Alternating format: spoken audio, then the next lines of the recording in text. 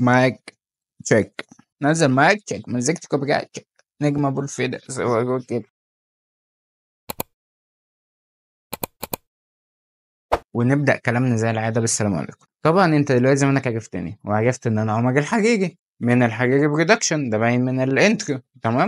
تمام. بس اللي ما تعرفوش او اللي انا ما قلته لهولكش something I never told you ان انا بحب شيرلوك هولمز فشخ، وده خلاني احب اشوف الحاجات اللي طلع فيها شيرلوك هولمز. بس النهارده هتكلم على 3 حاجات منهم، او 3 حاجات اللي أنا شفتهم من الاخر. بس الاول عشان اثبت لك قد ايه انا بحب شيرلوك، عايز اوريك حاجه. دي كنت جبتها من معرض الكتاب اللي فات، ومستني معرض الكتاب ده عشان اكملهم. ودي القصص الاصليه لشيرلوك هولمز، كتابه ارثر كونان دويل. شيرلوك هولمز شخصيه مؤثره عبر التاريخ، وبسببها شفنا شخصيات كتير بنحبها وشخصيات هنتكلم عنها قدام. ولكن اول 2 جم في بالي دلوقتي كونان، واللي استوحوا اسمه من اسم الكاتب اللي هو ارثر كونان دويل لسه متكلمين عليه، والشخصيه المحببه الى قلبي باتمان. بس ده هيبقى ليه حلقه طويله فشخ قدام، فنركن باتمان على جنب عشان النهارده يوم شيرلوك. تمام. شيرلوك هولمز انا شفت له 3 iterations او 3 معالجات. اول واحده واعتقد اقدمها بتاعت روبرت داوني جونيور بالفيلمين بتوع شيرلوك هولمز وشيرلوك هولمز جيم اوف شادوز. ودي الافلام اللي ماشيه اكتر مع الحقبه اللي بيدور فيها شيرلوك، اللي مش معدلين قوي في الموضوع. بس للاسف ده تاني شيرلوك بالنسبه لي. هنروح للتالت وبعدها هقول لكم ليه ده التاني وده التالت، عشان عايز شويه وقت للاول. والتالت عشان ما ظهرش كتير، وعشان مجرد شخصيه ثانويه في العالم بتاعه، اللي هو هنري كافيل في افلام انولا هولمز. يا دوب بس بتظهر كل فين وفين عشان نبيع، عشان ميلي بوبي براون عمرها ما هتدخل الناس على نتفليكس هما يبصوا على الفيلم لوحدها. مهما كان الاي بي حلو، مهما كان الاي بي ليه فانز، بس برضه عايزين اسم حد يبيع. وغالبا كان بقاله في حاجة في حوار ذا ويتشر ولا الكلام ده، يعني هو غالبا دخل موضوع مصلحة. شكله كسلان جدا. هو هنري كافيل لابس لبس قديم شوية، وحالق دقنه المرة دي بجد، وشنبه، وبيتكلم بالاكسنت الطبيعي بتاعته بس. لكن غير كده ده ما ينفعش يتقال عليه شيء. تمام. مع اني بحب هنري كافيل جدا، مش جدا بس بحبه، عشان يعني الصراحة. بس نروح بقى لشيرلوك التاني اللي سبق ذكره من شوية، وهو روبرت داوني جونيور، وده أنا بحبه جدا بصراحة برضه. وكنت ممكن يبقى ده شيرلوك المفضل بالنسبة لي، ولكن كنت شفت الشيرلوك الأول قبل ما أشوفه ده. بعد ما شفت الشيرلوك الأول مرتين قلت طب ما أبص على الأفلام، وكده أنا حاجات إن الشيرلوك الأول اللي هو بنديكت كامبرباتش، واللي أنا بعرف أقول اسمه صح بس ما بعرفش أقول اسمي أنا صح. تمام. فالشيرلوك الأول زي ما قلنا بنديكت كامبرباتش، اللي في المسلسل اللي هنروح له كمان شوية. بس روبرت داوني جونيور عامل جزء أو أجزاء من الشخصية عملها بيرفكت. جزء إن هو غريب، إن هو ويرد، وجزء إن هو عبقري، دي معمولة حلوة أوي. جزء الارجنت، التكبر اللي فيه، إن هو ما بيحترمش ذكاء أي حد حواليه أو ما بيحترمش أي حد حواليه، دي ما كانش موفق فيها زي بنديكت.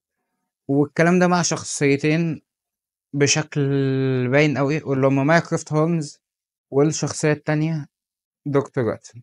بس برضه لازم يكون في حسابنا إن المسلسل ليه ميزة مش موجودة في الفيلم. المسلسل لو أنا فاكر صح 13 حلقة، السيزون 3 حلقات وفي حلقة سبيشال، هما 4 سيزون يبقى 13 حلقة. تمام. والحلقة حوالي ساعة و5 دقايق، نقول ساعة، يعني احنا قضينا مع الشخصيات دي 13 ساعة بحالهم. فاحنا خدنا وقت نعيش مع الشخصيات، خدنا وقت نتعلق بالشخصيات، خدنا وقت نتعمق جوه الشخصيات كلهم بلا استثناء، من اول لستراد لحد ميسيس هودسون. كل دي شخصيات ثانوية في الفيلمين، وما قعدناش معاهم كتير بس احنا عشنا معاهم في احداث المسلسل. فبرضه عشان ما بقاش ظالم للفيلم واقول ان المسلسل احلى بكتير، لا، الفيلم فشيخ. بس زي ما قلت روبرت داوني جونيور كان قريب فشخ لتجسيده الأيرون مان، الشخصية الذكية فشخ الاريجنت اللي عارفة إن هي أذكى من اللي حواليها. فهو ما كانش موفق إن هو يفرق شخصيتين عن بعض، ما كانش موفق إن أنا أشوف شيرلوك هولمز وتوني ستارك، زي ما كان بنديكت كامبرباتش موفق إن أنا أشوف شيرلوك هولمز برضه ودكتور سترينج. فرق كبير أوي ما بينهم. وحاجة برضه ما كانتش عاجباني في الفيلمين، إن إحنا كنا بنميل أوي على الأكشن، الألغاز ما كانتش challenging enough، ما كانش في حاجة اللي هو أقعد أفكر معاه كده يا ترى إيه طيب، إيه يعني الحل فين؟ أعتقد إن في أفلام سكوبي دو كان فيها ألغاز أصعب. المهم فالأفلام المفروض عندنا إن شيرلوك ذا جريتست ديتكتيف، أعظم ديتكتيف، أعظم محقق موجود على الأرض، واللي هنا الصراحة باتمان منه بالمناسبة. بس الكلام ده ما كانش ظاهر لنا إن شيرلوك بيعمل حاجة مميزة فشخ، ما كانش ظاهر لنا شيرلوك المفروض عبقريته إن هو بيشوف اللي محدش شايفه، بيستنتج حاجات من أدق الحاجات، وعنده ذاكرة أول مايند بالاس، ده الكونسبت اللي اتقدم لنا في المسلسل، إن هو بيعرف يخزن ذكرياته بشكل ما ينساهوش، بل بشكل يعرف يرجع له تاني. وده اللي ما كانش ظاهر على شيرلوك بتاع الفيلم أو روبرت داوني شيرلوك. كان زي ما قلت كان توني ستارك في زمن قديم بس، وده ما عجبنيش خالص. وتوني ستارك برضه ومارفل والكلام ده كله ليه حلقات كتير قدام مع ضيوف بقى في الاستوديو بتاعنا الجميل، واللي عايز يطلع معايا يتفضل يدفع وانا تمام. فزي ما قلت انها كانت اكبر مشاكلي مع شيرلوك ان هو كان توني ستارك، وانا لو عايز اتفرج على توني ستارك هشوف افتح اي حاجه لها دعوه بمارفل، تمام، هستنى دكتور دوم، واللي هو موضوع هنتكلم عنه قدام ان شاء الله. بس انا لو عايز اشوف شيرلوك هولمز مش هفتح الافلام، انا لو عايز اشوف فيلم اكشن حلو في لمحات من الذكاء ممكن ابقى افتح فيلمين شيرلوك. بس انا لو عايز اتفرج على شيرلوك هولمز هروح للمسلسل.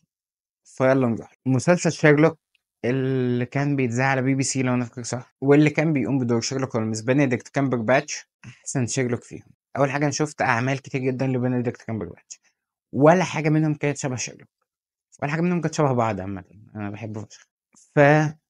فشيرلوك عندنا هنا شخصيه نرجسيه ما تتقلعش من رجلك، وهو عارف ان هو من اذكى الناس اللي موجودين، ولكن معترف ان في ناس ممكن تكون اذكى منه، او اعترف ان مايكروفت ممكن يضاهيه احيانا، وان شخصيه بتظهر معانا في الاخر اذكى منه بمراحل. لكن لو رحنا على المسلسل شيرلوك زي ما كنت بقول من شويه، ان في ميزه مش موجوده في اي عمل من اللي احنا اتكلمنا عليهم، ال 13 ساعه. فاحنا استكشفنا شخصيات كتير فشخ، عشنا مع دكتور واتسون، عرفنا ايه مميزاته وايه عيوبه. مارتن فريمان كان عامل دور تحفة أحسن من جود لو. فمثلا لو هنتكلم على دكتور واتسون، مارتن فريمان كان عامل دور أحلى بكتير فشخ من جود لو، والبانثر أو الكيمستري اللي كانت ما بين بنديكت كامبرباتش ومارتن فريمان أعلى بكتير أوي من روبرت داوني جونيور وجود لو. هنا باين إن دول صحاب، باين إن هما عدوا على كتير فشخ سوا، باين إن ده مستحمله عشان مقدر قيمته، وباين إن ده من الآخر بيتدلع عليه شوية. لكن لو رحنا لجود لو وروبرت داوني جونيور، فالموضوع الكيمستري ما بينهم كان فيه حاجة غلط. واضح إن جود لو كان في الشخصية شوية، بس مش عايز يعمل شخصية بالطيبة ممكن نقول كده، بالانبهار اللي موجود عند واتسون. واتسون في الحقيقة منبهر نوعا ما بشيرلوك، منبهر باللي بيعمله، وفي نفس الوقت واتسون مش غبي، بالعكس واتسون ذكي فشخ وعنده معلومات كتير عن حاجات متعددة، وكان المفروض ان هو دكتور، فواتسون مفيد جدا. وده البالانس اللي كان ظابطه مارتن فريمان، ولكن ما ظبطوش جود لو. جود لو حتة الانبهار اللي موجود بشارلوك، رغم ان هو عارف ان ده في الاخر طفل في جسم بني ادم، ما كانتش موجودة خالص عند جود لو. وده بالنسبة للشخصية التانية اللي موجودة والأساسية فعلا شارلوك، وده مش موجود عامة عند هنري كافيل. هنري كافيل هو طلب هو وإنولا هولمز بس، فعشان كده كان هم على جنب. لكن بقيت بقى الشخصيات اللي لو انت عارف شوية عن شيرلوك هتبقى متوقع انت تشوفهم، زي موجيارتي، زي مايكروفت، زي الاستراد، زي مسز هاتسون. دول كلهم موجودين في العالمين، ولكن زي ما قلنا عشان ده فيلمين قصتهم قصيرة جدا، فالشخصيات دي كلها مخففة جدا، تظهر مشهدين تلاتة، ما بنعيش معاهم، ما بنعرفش الباك ستوري بتاعتهم إلا موجيارتي طبعا، وبشكل برضه بسيط جدا. ده بالنسبة للأفلام طبعا، ولكن بالنسبة للمسلسل فموجيارتي احنا قعدنا نبلدله كتير. لما طلع كان شخصية مخيفة، كنت قلقان، ما كنتش عارف تلاقي حل زي شيرلوك. ليستراد ظهر معانا من الأول خالص، عارفين عناصر قوته فين، عارفين إن هو بيثق في شيرلوك جدا، في نفس الوقت شيرلوك ما بيحترموش بجنيه. والمفروض برضو إن هي دي نفس الدايناميك اللي موجود قدام عند باتمان. أنا عمال أتيز أهو، بس يلا بعدين بنشوف برضو مسز هاتسون، بنعرف عن خلفيتها شوية، بنعرف هي جاية منين. لكن في الأفلام زي ما كنت بقول، مسز هاتسون هي صاحبة البيت بس، ما نعرفش عنها أي حاجة تاني. فالخلاصة، لو عندك فضول تعرف مين شيرلوك هولمز، لو عندك فضول تعرف مين هو أحسن محقق على وجه الأرض، فهتعرف كويس أوي عن الشخصية، أو هتتعرف بمعنى أدق كويس أوي عن الشخصية من الفيلمين. بس لو عايز تعرف الشخصية ومش عايز تقرا عنها، قدامك حل واحد بس، واللي هو مسلسل بي بي سي باسم شيرلوك، بطولة بنديكت كامبرباتش ومارتن فريمان. بس كده. وانا كنت عايز اتكلم عن شيرلوك واتكلمت عنه، واتمنى ان الحلقة تتشاف، ولو شفت الحلقة شير لايك سبسكرايب. كان معكم عمر الحريري، اللي بيعرف يقول اسم بنديكت كامبرباتش ما يعرفش يقول اسمه. وسلام وسلام. طب سلام.